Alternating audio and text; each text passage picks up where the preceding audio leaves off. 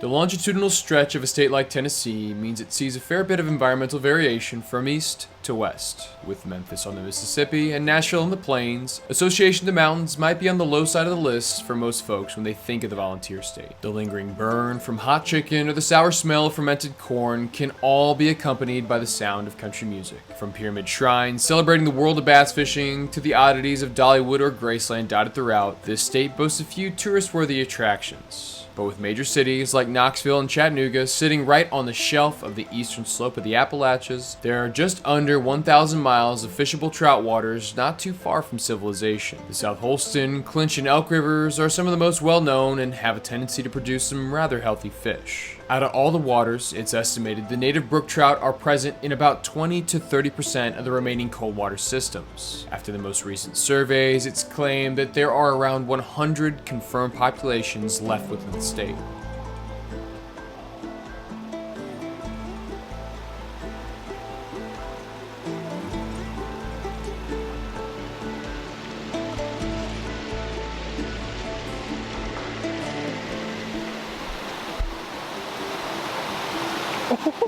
He smashed it! Oh, he smashed it! That's out, Oh, no way.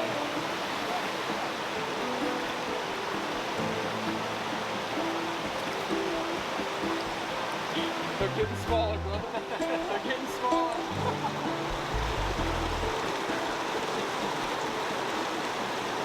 Oh.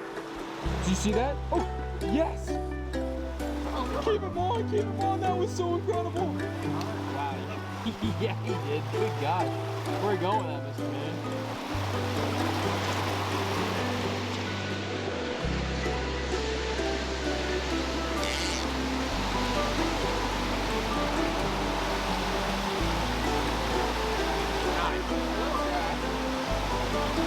Definitely walk directly in front of the camera.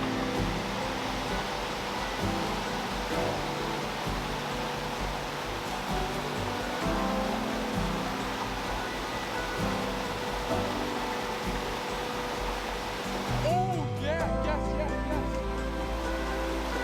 Woohoo! That's the best one that I heard there.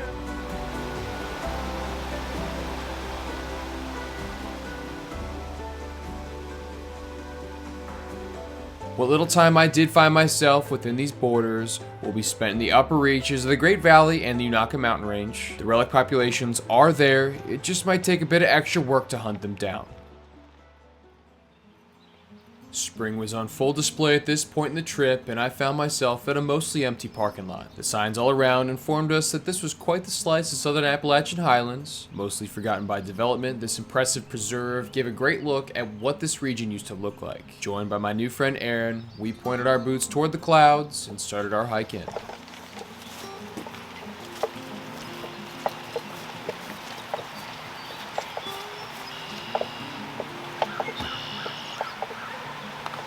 He's like the guy that runs their marketing department. Hey, bud, what's up?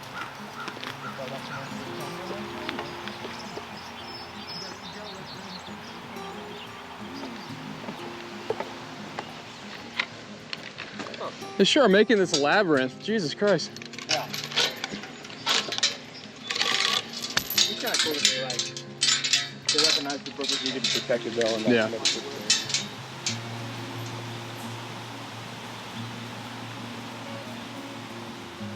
Through the dense underbrush, we could hear the sound of the barrier falls screaming against the morning bird calls. That was our reference point on where we should start focusing our fishy efforts. Southampton is a well-documented creek that is supposed to boast one of the more impressive brook trout populations in Tennessee. Granted, our first few attempts made it seem like this little trickle might be all but empty. We both thought we might have snuck a glance of a darting shadow, but uncertainty remained. Luckily, before we got too down on our efforts, Aaron broke the skunk with a lovely pocket water specimen. And an impressive impromptu net job, I might add. After his fish slipped back, my first fish followed not soon after.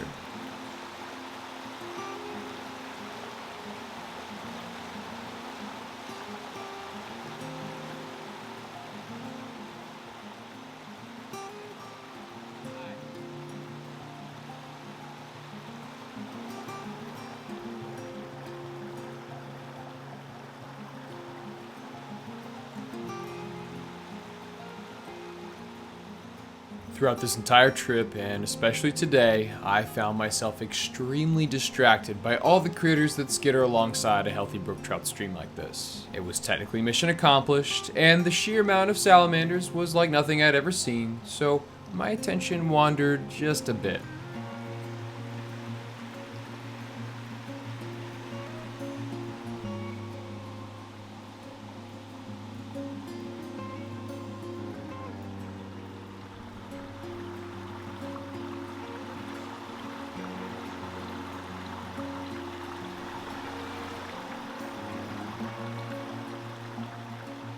While I was distracted, Aaron kept his focus on the fishing, and we got back to the task at hand. Even though I brought my normal 2-rod setup, we were both finding plenty of success on a well-placed dry fly. Nothing specific and nothing special, just some very general stimulator patterns were enough to move these brookies toward action. This was far from an isolated instance, and it could be argued that this little pattern caught the majority of the fish throughout this trip. I figured it might be worth stopping the action for just a bit and explaining how I whip up this bug. Can't say I ever give my flies any sort of real name, I leave that stuff for the dorks. For this video, let's just call it the synthetic stimi. Simply put, it's just a play on the classic and always effective stimulator. Before getting started, I want to make a note of how small this hook is. I had a few bigger versions of this fly that didn't seem to work near as well. Be it the hook gap or attack point, a lot of the smaller fish never connected, so I had to dial it in and downsize just a bit. But regardless, starting things off, I'm gonna grab a healthy pinch of crystal flash. That will make up the majority of the tail, and once I trim that flush to my desired length, I'm gonna grab one of the only organic materials throughout this entire recipe, that being some basic hackle. But once it's all locked in, I'm gonna take a real skinny pinch of some synthetic dry fly dubbing, and when I say thin, folks, I mean thin. Trust me, you can always add more if your stimmy isn't quite stacking up to your curvy requirements. My body is just about there. Now I can do some forward wraps with that hackle I locked in earlier, and yeah, try your best to keep it even, but it doesn't have to be any sort of precision there. And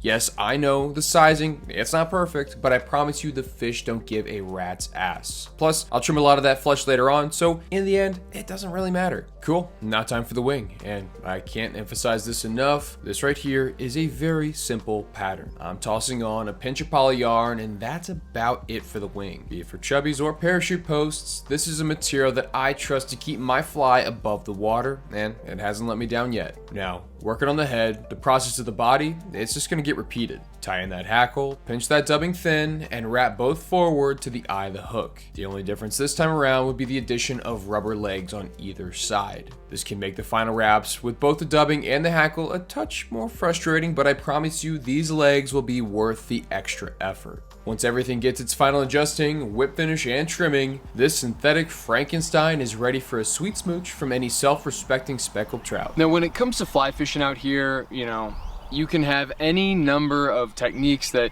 you find to be effective, but I found that their attention seems to be towards the surface. And if you turn over some rocks, you do a little hypothesis, you'll find that there's not a lot of food within these systems, especially the higher up you go, the higher elevation streams.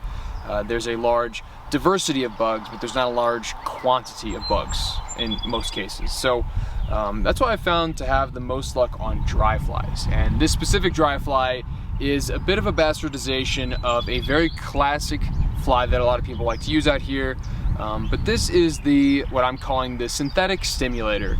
It's big, it's buggy, it loves to float, and these fish really like it. And I am kind of in the camp, I don't like specifics. I think people get too bogged down in the details and they say, oh, well, I need to have 3 fibers here, or this specific color there. And maybe in certain situations, in certain waters, but especially in these mountain streams, general patterns are going to serve you very well. And the stimulator, can resemble any number of critters. A cricket jumps in, maybe it's a frog, maybe it's a beetle, maybe it's a stonefly. There's yellow sallies going everywhere, bigger stoneflies too. It could be a caddis, a mayfly, it could be anything. And when presented properly, the fish don't have that much time to look at it and react, so they see it and usually they just grab it. Now, what I will say is that this synthetic model, I find it does a little bit better job of floating, and it's a bit more receptive to some floatants, and yeah, I don't know, I just tied with what I had in the box. That's, again, what I do isn't all that complicated, it's just effective for me. Now, what I will say is that I had tied a couple different versions of this fly, kind of in some bigger sizes, because I'm used to fishing out west. I'm used to, you know, big bugs and big fish going for them. And what I found, a lot of times these fish would either struggle to get the whole fly, or they would kind of drown it, and then somewhere in that whole hook set interaction I would miss them. So I did have to size down with this particular bug, but since doing that, it's been really effective, and the fish, they don't seem to mind. So hopefully this helps build some context. I like to show the flies that I'm using, and more specifically, how I like to tie them, because you know, when you're getting flies at fly shops, no offense to them, it's just, you don't know what the quality rating of that is gonna be, and I'm, you know, more partial to my own quality control and trusting the things that I tie. So if they break or if they start to come unraveled, I'm the one to blame, not some poor fly shop. So yeah, folks, that is about enough of that. Hopefully this helps, and yeah, hopefully, you know, you can tie up the synthetic stimi and catch some of these native brookies yourself.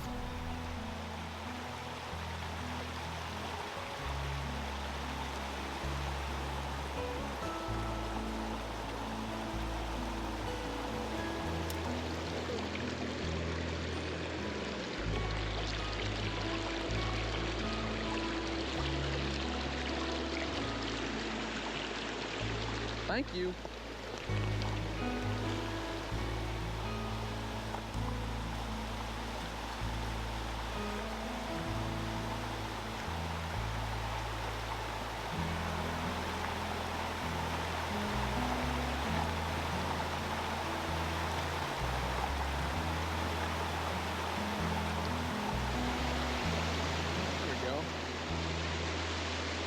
There was one of them in there. Even after dozens of brook trout seen over a wide geographic range, I am still awestruck with the unique patterns and the vibrant colors each one of these fish can display. Small in stature, but all its physical features were turned up to 11. I wouldn't want to sit here and choose any favorites, but I would put a heavy wager down that the neon memory of this fish will be stuck in my mind for quite some time. Now, as he slid back, it must be mentioned that this morning was never meant to be an all-day excursion. We both had things to attend to later on in the day. Regardless, getting out and chasing a few Tennessee natives was made well worth it, especially with a new friend. But like I'd mentioned, this is a state I didn't give nearly enough attention. I'm ashamed to say the small number of specimens seen throughout this outing is all I really have to show. My calendar, it can be mostly unforgiving, and this trip was moving well into the fourth quarter. With 4 out of the 5 states marked off my list, I only had one more to pursue. I think it's time to head north.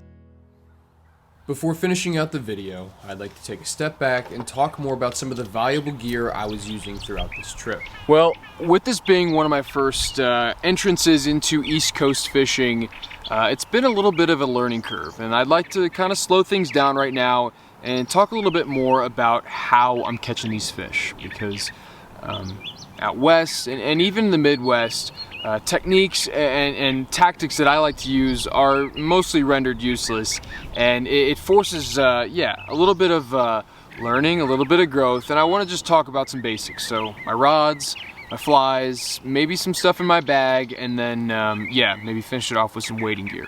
But I'd like to get things started with the rods. And so this entire time I have been carrying 2 rods, and this is pretty standard for me.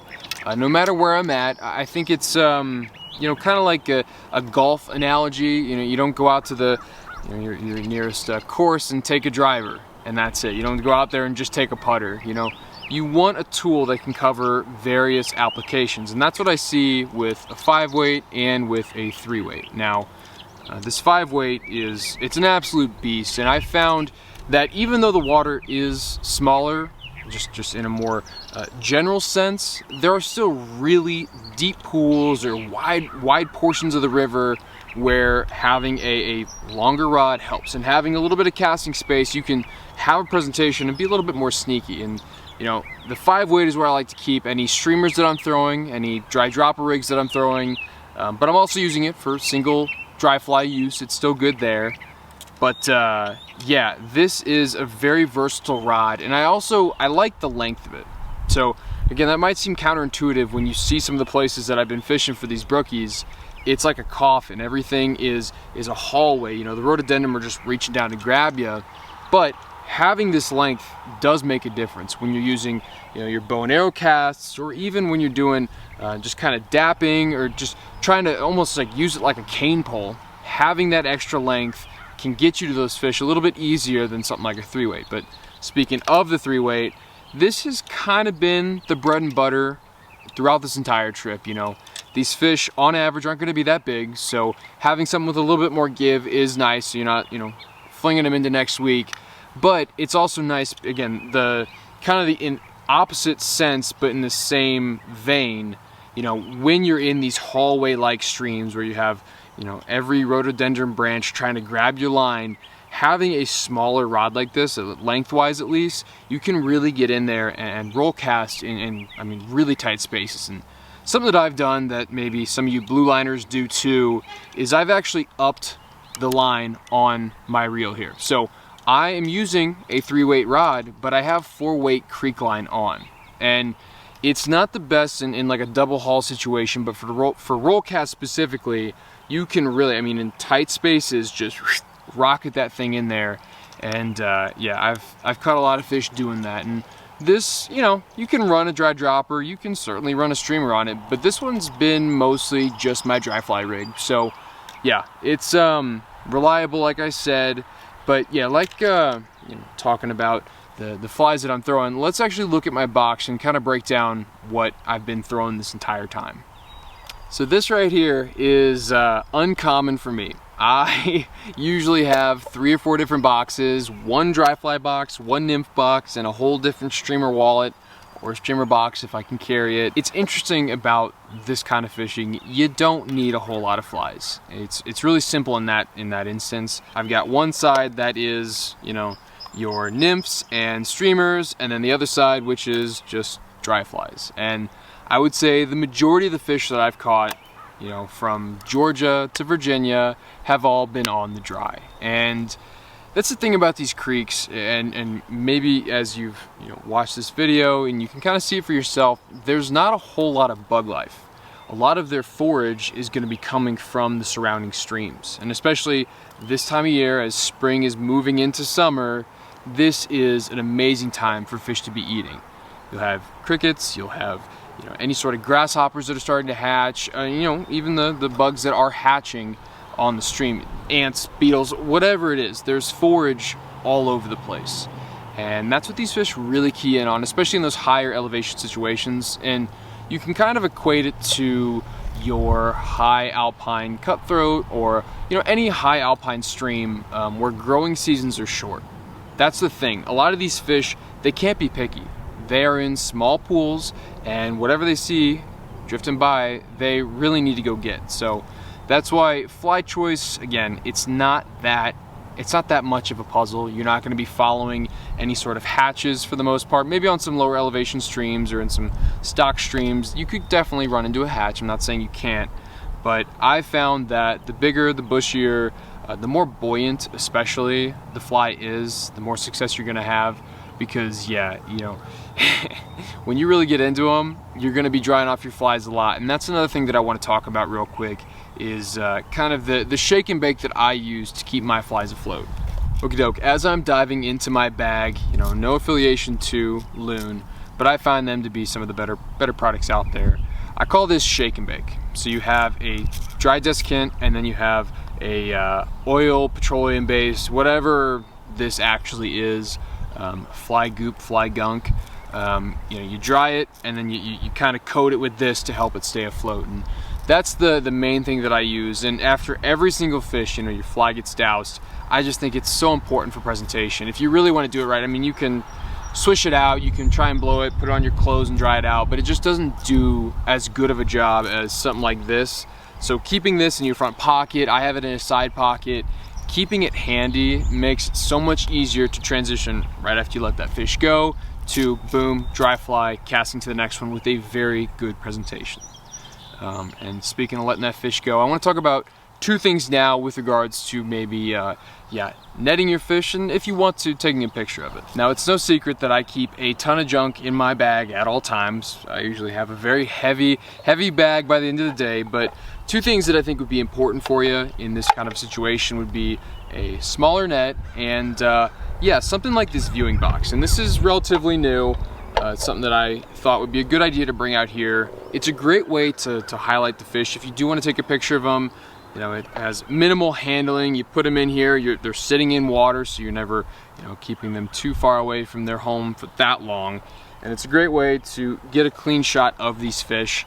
And yeah, that way, you know, minimal stress, you can release them, because everybody likes to take a picture of their little brookies. They're beautiful, so why wouldn't you? But at the same time, you can appreciate them almost from a distance and really, I guess, lower that time of exposure to your hands or just the air in general. That can, especially in lower elevations, that can really hurt those fish. So yeah, I think the last, but certainly not least, thing that we need to talk about here as far as gear goes would be the weighting. Now when it comes to weighting, there are so many different opinions, and really it comes down to your own personal preference.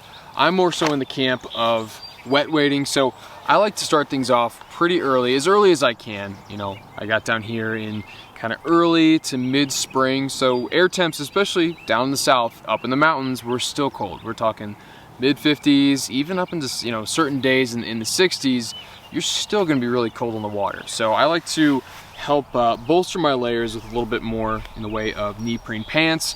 You can get these anywhere. These are more just like kayaking or paddleboarding pants. I think this is NRS is the brand. Really reliable, and it's a great to, you know, layer these underneath a pair of jeans. You can wear your shorts over them. It doesn't really matter, but I find that, yeah, these are really great to help, again, protect your knees when you smash it against rocks, but then also that thermal barrier that it provides between your skin and the very cold mountain water.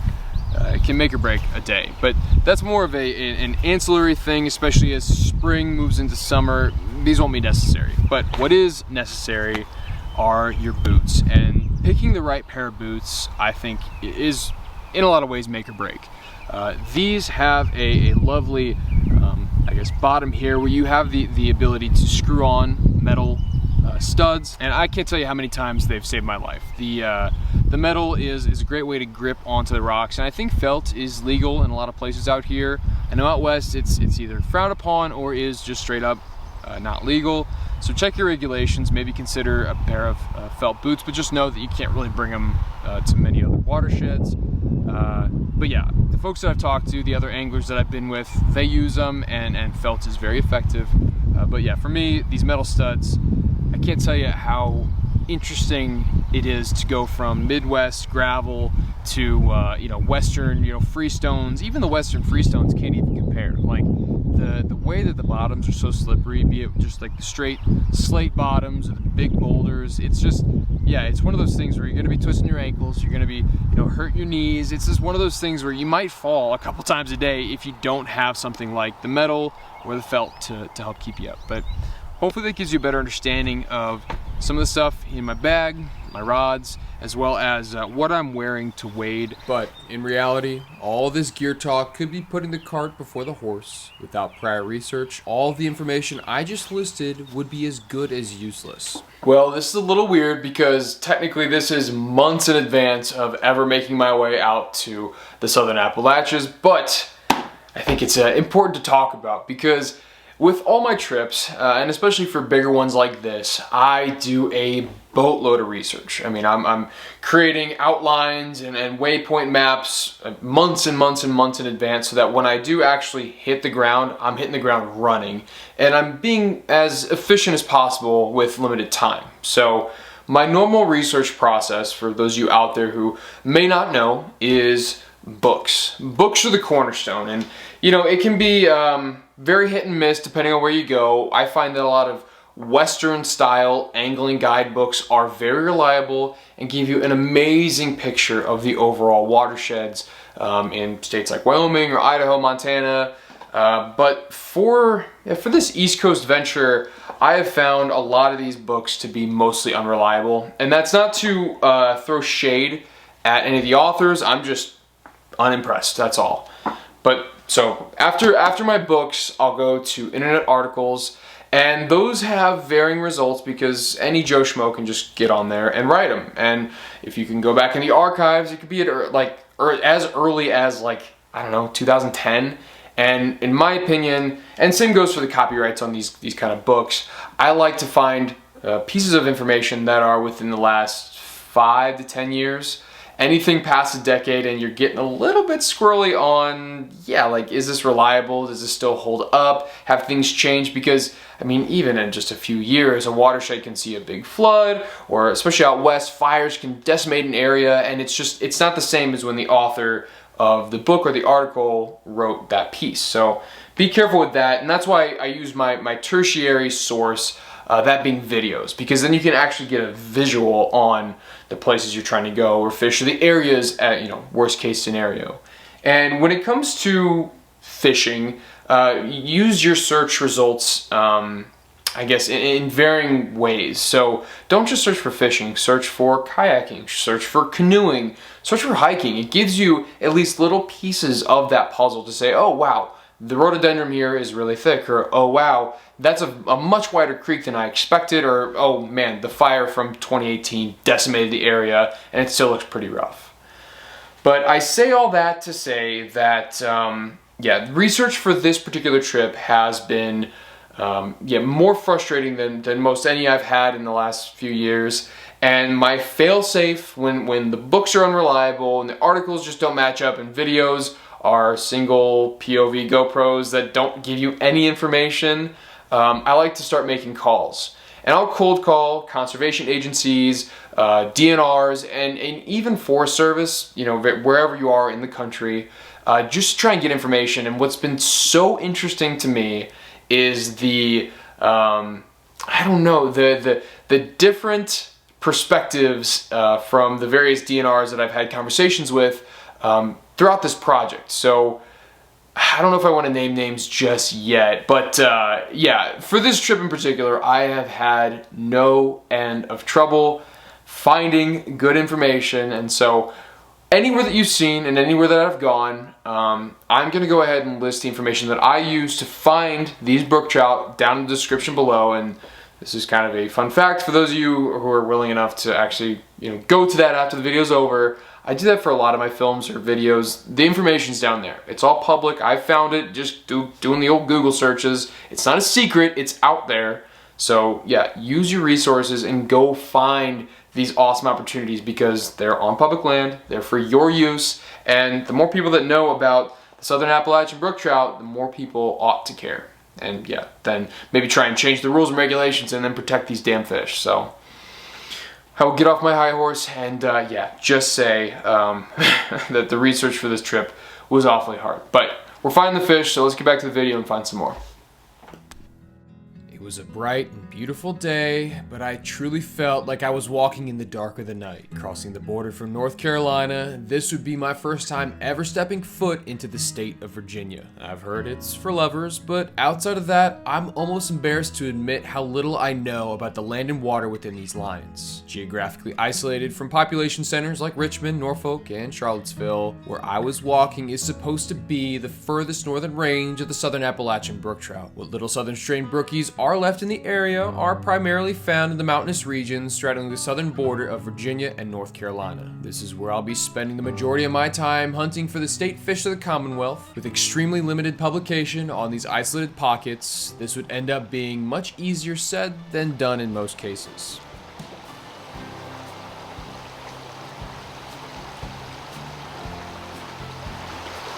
Oh, that was a fish.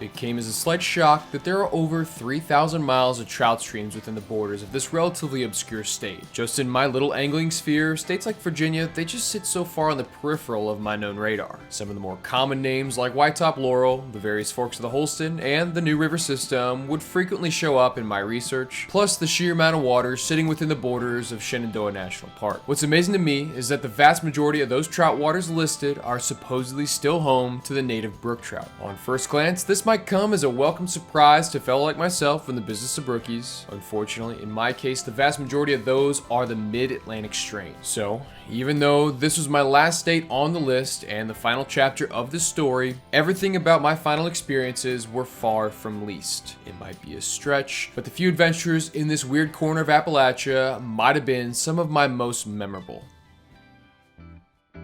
As I was snaking my way up the mostly empty backroads of seemingly sleepy settlements, the sheer amount of land set aside for agriculture and livestock grazing did give me a bit of pause. Lower in the system, many of the blue lines shown on the map ran dirty brown from bank degradation. It wasn't until the fields gave way to towering trees sitting atop solitary mountains did I feel my senses start to settle. As the friendly breeze carried the smell and sound of water, this empty parking lot told me it was time to find some fish.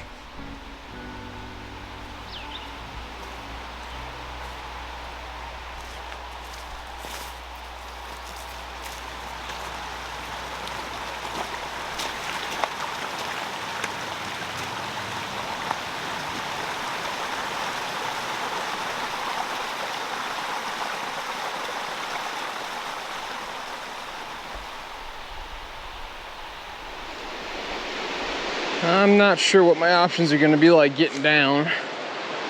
My fork's not too far away. It's tempting to go down right now. Yeah, let's head down now.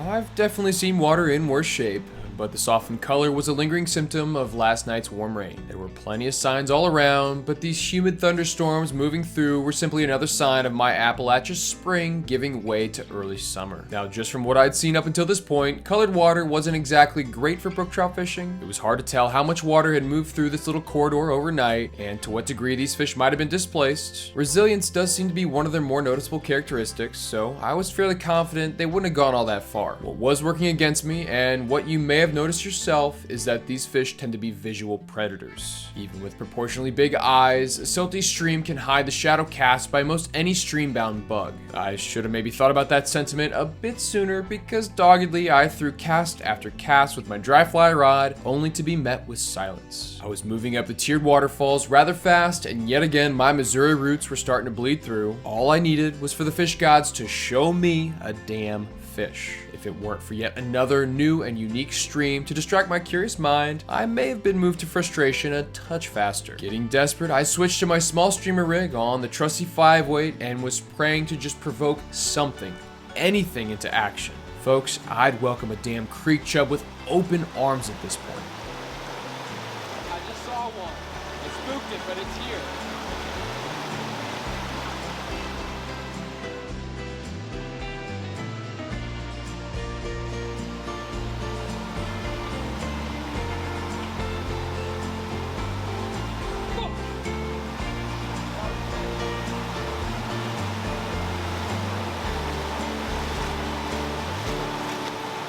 Had one hooked.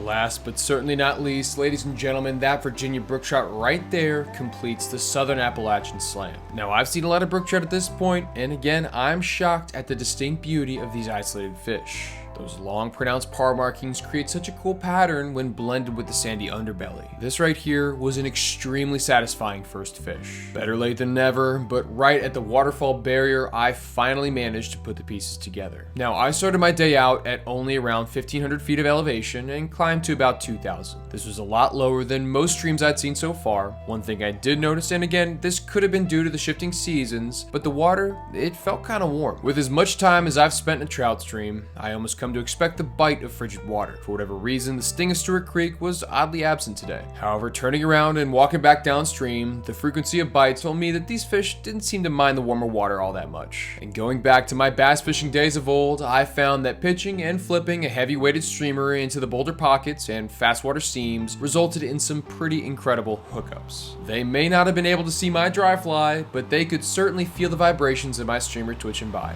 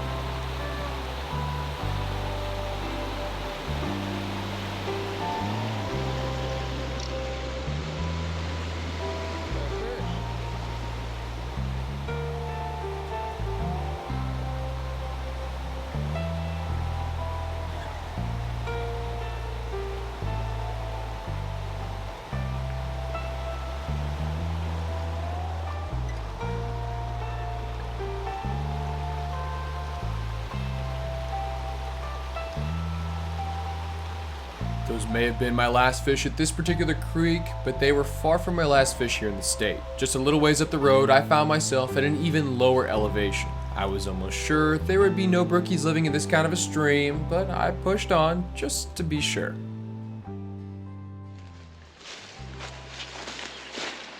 Alright. I guess this is the creek.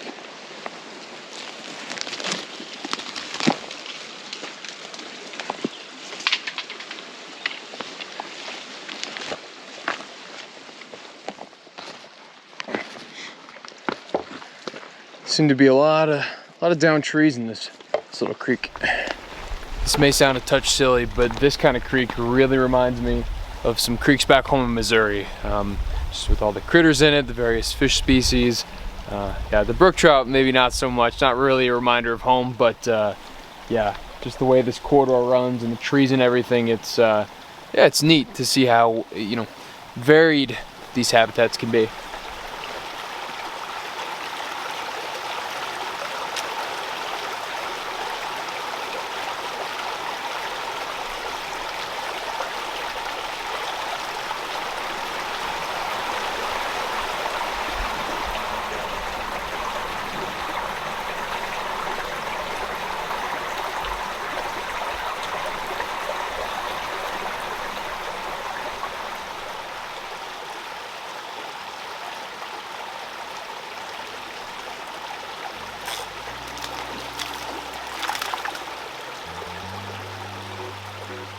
That's good fish. That bow and arrow cast lives rent-free in my noggin. That was such a cool spot and stock situation, and talk about a prize. Much like his brookie brothers from down the holler, this fish shared the more pronounced par markings. Almost as if knowing he'd end up being the brookie bookend to this whole journey, I sat and observed this fish just a little bit longer. Some of the furthest northern relics of this southern strain were sitting right in front of my own eyes, and as he swam back strong to enjoy an oncoming summer, I couldn't help but feel a deep sense of satisfaction. Walking out of this stream, the thought did hit me, and it kind of made me sad. I wondered when I'd be able to hold one of these special fish again, you know. It could be a while. Hell, it could be never again. Who knows what might happen? All I know is that the humid sweat clung tight to my raincoat as my heart clung tight to these many months of memories. What an incredible trip.